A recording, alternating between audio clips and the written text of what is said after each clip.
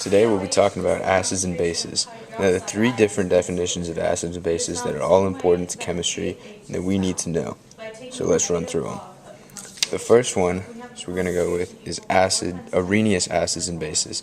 And the definition of Arrhenius acid right here is a substance that, when dissolved in water, increases the concentration of the H plus ions. In this equation, with HCl in the presence of H2O, yields H plus Cl minus. Now, since we know HCl, hydrochloric acid, is a strong acid, it will fully dissociate in water, thus increasing the H plus ions in the solution. This is the definition of Arrhenius acid. Arrhenius base is the definition is a substance that, when dissolved in water, increases the concentration of the OH minus ions. An example of this is NaOH in the presence of water yields Na plus OH minus. We know that sodium hydroxide is a strong base, and a strong base in water is going to fully dissociate, thus creating more OH minus ions in the products, thus making it an Arrhenius base. An important thing to note with Arrhenius acids and bases is that it has restrictions.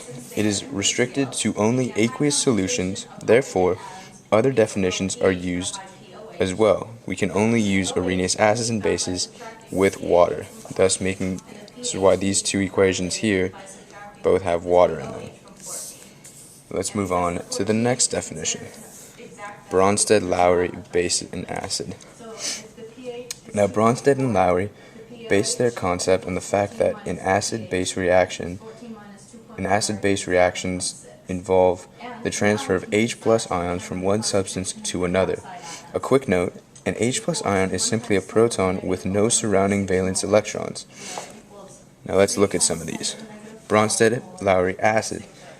The definition is a substance that donates an H plus ion to another substance.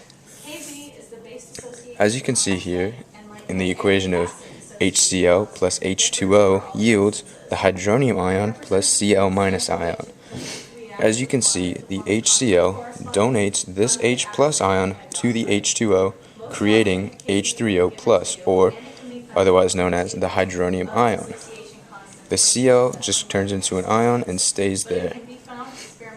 So the HCl is the Bronsted acid, donating a proton.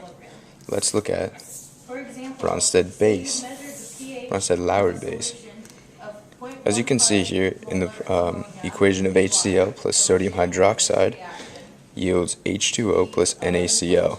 Now, we've already established that HCl is going to donate an electron over to the NaOH, creating water, and the Na is going to combine with the Cl to form NaCl. So the HCl is the Bronsted-Lowry acid, but here in the NaOH, it accepts that H plus ion from HCl, creating water, so the NaOH is the Bronsted-Lowry base. Simple enough. Last definition we got is Lewis acids and bases. Now these get a little bit more complicated, because G.N. Lewis proposed a definition of acid-base that emphasizes the shared electron pair.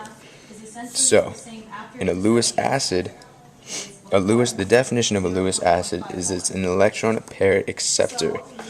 Lewis base is an electron pair donor. So let's look at an equation and make a little bit more sense of this.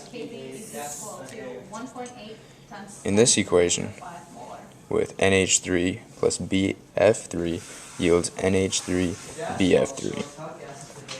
Now, we'll take a quicker look at this with the electrons, some Lewis structures going on here. Zoom out.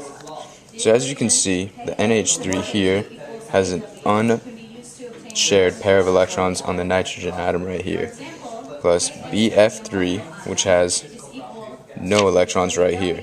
So as you can see, the NH3 donates the electrons to the BF3, creating a bond between the two, thus making the NHBF3 molecule. So let's go through the definitions again. Lewis acid is an electron pair acceptor. That means that the BF3 accepted the electrons from the NH3, making it a Lewis acid. But, as we can see, we always have to have an acid and a base.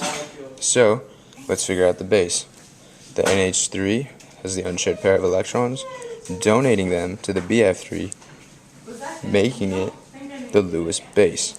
The confusing part about the Lewis acids and bases right here is that they're the opposite. In a Lewis acid, you got to remember that it accepts the electrons. In a Lewis base, it has to donate the electrons, the opposite of Arrhenius and Bronsted-Lowry definitions. So just keep a quick note of that in your mind, and you're going to be fine.